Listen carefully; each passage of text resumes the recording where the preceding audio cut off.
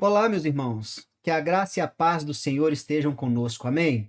Eu sou o pastor Cristiano Nassif e hoje quero falar com você a respeito da parábola do filho pródigo, uma parábola que nós conhecemos muito, já foi muito falado e pregado por aí. E quase sempre quando pensamos na parábola do filho pródigo, nós pensamos no filho mais novo que pediu a herança do pai, saiu da casa do pai, gastou toda a herança de forma irresponsável, não é sem nenhum critério, e que depois retorna à casa do pai. Quase sempre o foco da narrativa no filho pródigo é o filho que deixou a casa e depois retornou. Mas e se eu te disser que Jesus não termina esta parábola falando do filho pródigo? Você já prestou atenção nisso? Na verdade, Jesus termina esta parábola falando do outro filho, falando do filho mais velho. E aqui está o foco da ministração e na realidade, o foco dessa parábola. E é sobre isso que eu quero falar hoje com você.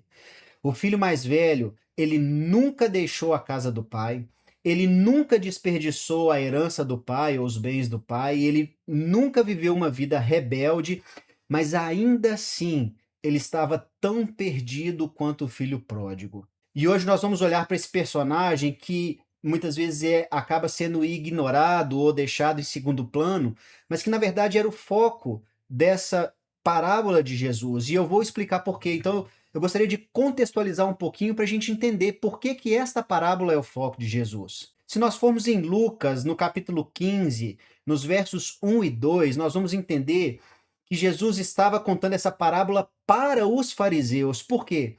Porque Jesus estava se assentando à mesa, né, de pecadores e de publicanos, e os fariseus murmuravam com Jesus, ou murmuravam a respeito de Jesus, porque ele se assentava com pecadores para poder comer.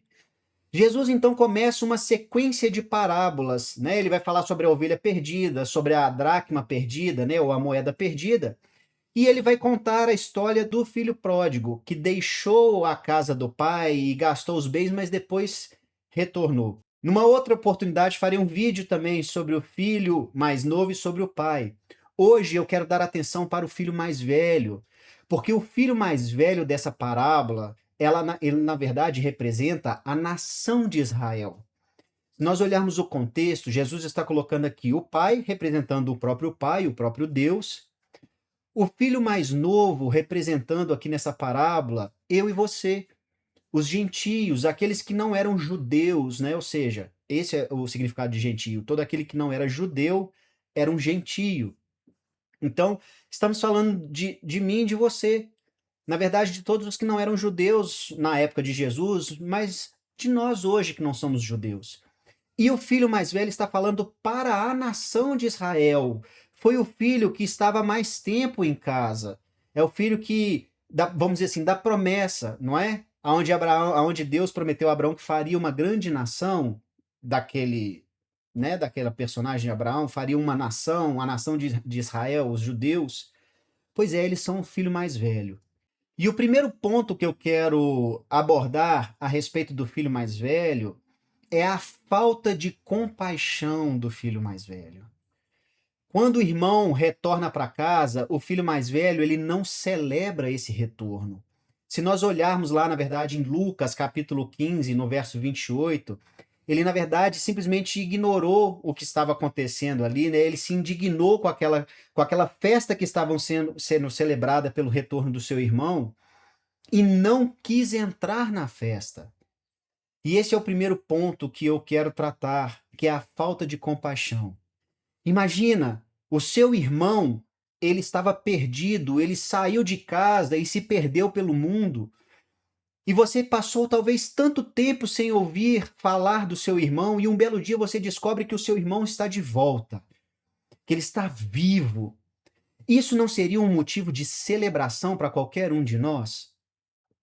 Mas no lugar de olhar para o irmão, de ter compaixão pelo irmão, e de talvez procurar até entender o que o trouxe de volta para casa, né? Por que que ele resolveu voltar e depois preocupar com as questões de como ele gastou a herança, o que, enfim, o que aconteceu, não.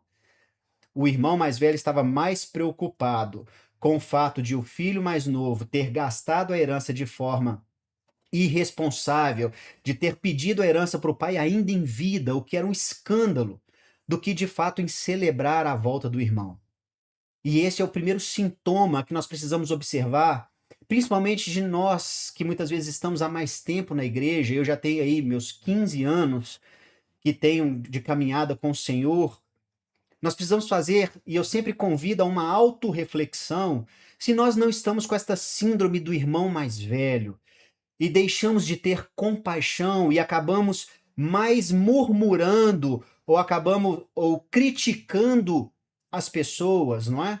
Principalmente o novo convertido, pessoas que ainda estão num processo ali de libertação de tantos vícios, de tantas mazelas que aconteceram ao longo da sua caminhada, se limpando, deixando o Espírito Santo tratar tudo isso no coração, e nós, como o irmão mais velho, talvez, ou como os mais velhos de casa, será que não estamos fazendo exatamente. Opa, tem um rapazinho ali, ó. Vem cá, rapaz. Dá um oi. Aqui, ó, o papai tá gravando agora. Você deixa o papai gravar? Então tá bom. Depois a gente se fala. Vai.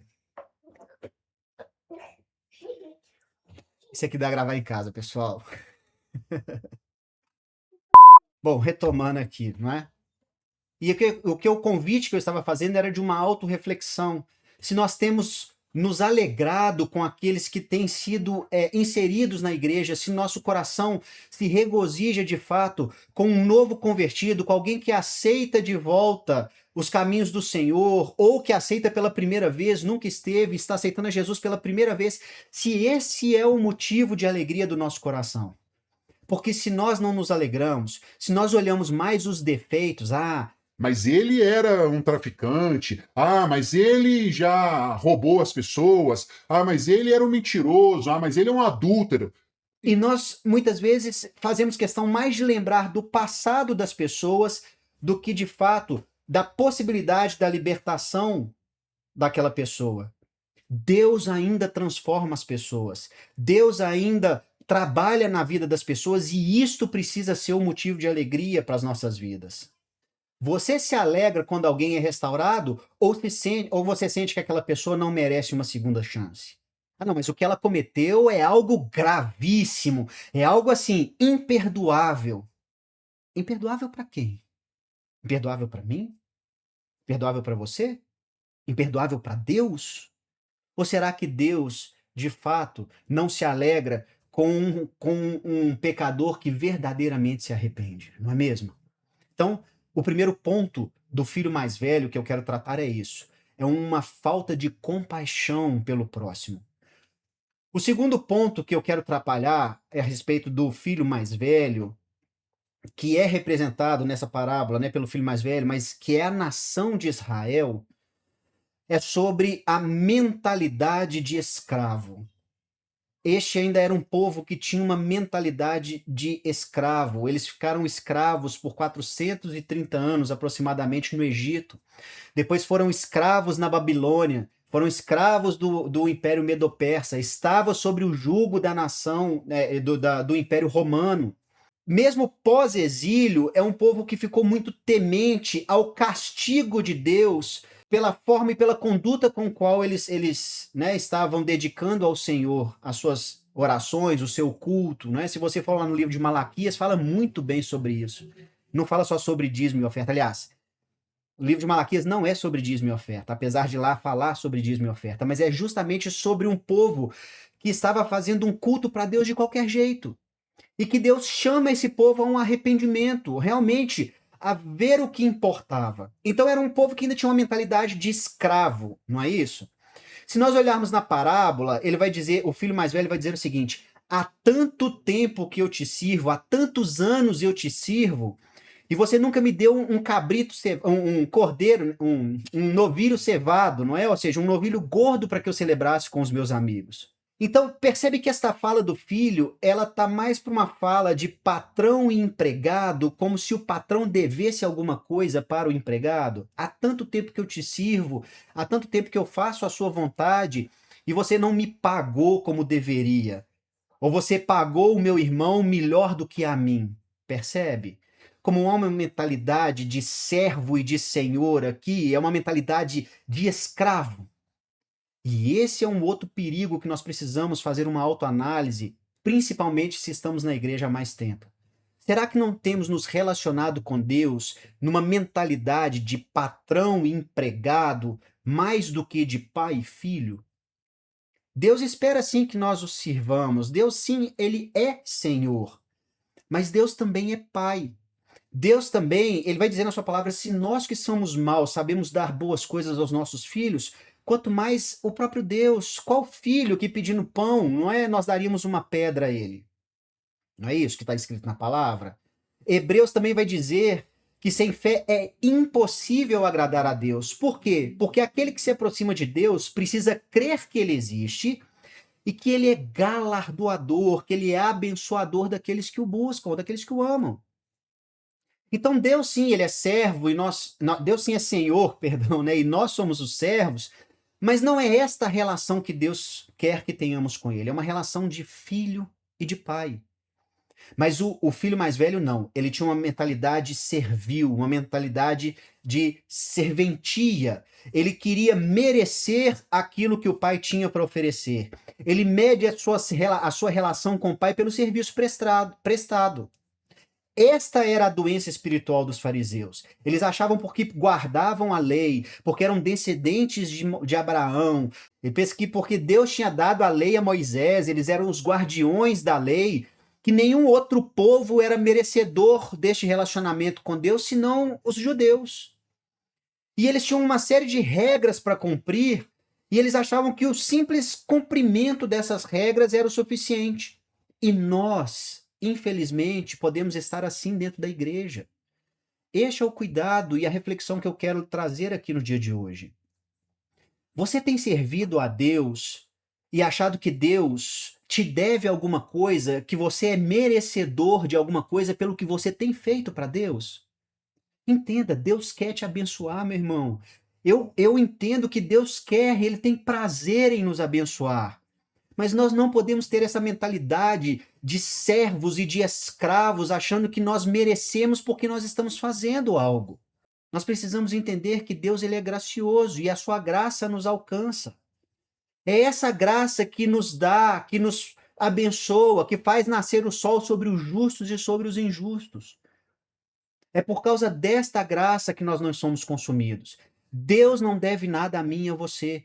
Nós precisamos entender que nós servimos ao Senhor porque Ele nos amou primeiro. E não há outra resposta a esse amor senão fazer a vontade dEle. Não porque Ele me deve algo, mas porque Ele me amou de tal forma que Ele deu o único filho dEle para me salvar, para me tirar da condenação eterna. E isso deveria ser o motivo. E nós não podemos achar que nós, eu e você, apenas somos os merecedores. De que os ladrões, os corruptos, as prostitutas, enfim, os mentirosos, de que eles não são dignos. Há esperança para eles se houver arrependimento. E nós não podemos julgar e apontar o dedo, muito pelo contrário. Nós precisamos abraçar essas pessoas e mostrar o evangelho e deixar que o evangelho trabalhe na vida delas como trabalhou na minha e na sua vida. Que eles sejam transformados pelo poder da palavra. E não pelo nosso julgamento. Dizer a alguém que ele vai para o inferno se ele continuar pecando não ajuda em nada. Muitas vezes o que ele está precisando é de alguém que estenda as mãos, de alguém que o abrace e diga assim, eu estou com você. Vem do jeito que você está. Mas eu tenho certeza que Deus não vai deixar ele do jeito que ele é. Haverá transformação se houver arrependimento. Foi assim comigo, foi assim com você, tenho certeza disso. Então que nós não tenhamos a síndrome do irmão mais velho. E o terceiro ponto que eu quero trabalhar aqui do irmão mais velho é a justiça própria. É achar que nós somos merecedores de alguma coisa. Eu já falei um pouco isso no ponto 2.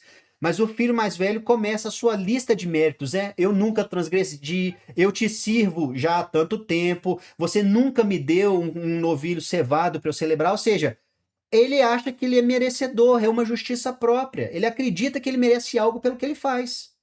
E se nós somos na parábola lá do fariseu e do publicano, né, em Lucas 18, um pouco mais à frente, se não me engano é Lucas 18, Nós vamos entender Jesus conta na parábola dizendo: olha, tinha um fariseu e um publicano, eles subiram ao templo para orar. O publicano orava de si para si mesmo. A parábola vai dizer: olha, Deus, eu te dou graças porque não sou como esse publicano. Eu dou o dízimo de tudo quanto tenho, jejuo 2 vezes por semana, enfim, vai falando dos seus méritos. Como se o que nós fizéssemos desse o direito a mim e a você de cobrar alguma coisa de Deus. Essa parábola, inclusive, vai dizer que Jesus olha, né, que o publicano nem ousava olhar para cima, ele olhava para baixo e orava e dizia: Senhor, tenha misericórdia de mim porque eu sou pecador. E Jesus faz uma pergunta: qual dos dois desceu dali justificado? Nós não podemos cair no engano de achar que porque já estamos há algum tempo na caminhada, nós somos mais merecedores do que quem está chegando agora, do que o seu irmão que ainda está trabalhando algumas dificuldades e algumas, vamos dizer, alguns pecados, vamos dar o nome, alguns pecados na própria vida, que ainda não conseguiu se libertar totalmente, talvez, dos vícios, do cigarro, da pornografia, da mentira ou de qualquer outro vício, mas que está no processo e no caminho de transformação. Nós precisamos estender as mãos, mais do que julgar. Amém? E olha que interessante o clímax de toda essa história.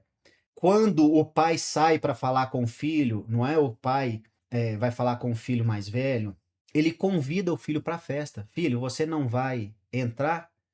E é interessante porque a parábola termina sem dar a resposta se o filho mais velho entrou ou não na festa.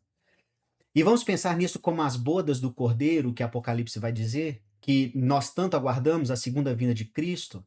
Por que que essa parábola não termina com a resposta? Será que é porque Jesus estava inquirindo os fariseus da sua época e aguardando deles a resposta se eles entrariam ou não na festa? Isso precisaria de uma decisão pessoal deles? Não era Jesus que daria a resposta? Eles precisariam responder se eles entrariam ou não na festa? Se eles entenderiam que Deus queria alcançar a todos, inclusive aos gentios, aos não-judeus. E por esse motivo a parábola não dá a resposta se o filho mais velho entrou ou não na festa, porque essa resposta ela precisa ser dada pelos judeus e trazendo isso para as nossas vidas hoje e para nós, talvez que já temos mais algum tempo de caminhada do que para um novo convertido. Será que a resposta também não está sendo aguardada por Deus, pelo meu coração e o seu coração? Nós entraremos na festa com o nosso irmão pecador? Será que nós entraremos na festa junto com prostitutas, ladrões, assassinos, que se arrependeram e voltaram para a casa do Pai porque entenderam que fora da casa do Pai não havia vida? Que nós possamos refletir sobre isso.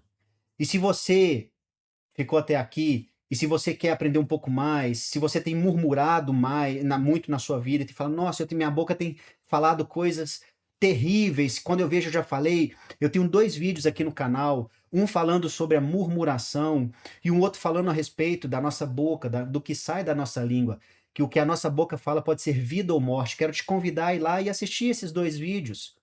Se você está precisando de aprender, de fazer uma autorreflexão, de entender melhor o que acontece na sua vida, por que que a sua vida não decola, não deslancha, te convido a assistir esse vídeo que fala a respeito de vida ou morte e este outro que fala a respeito da murmuração. Um abraço e que Deus te abençoe.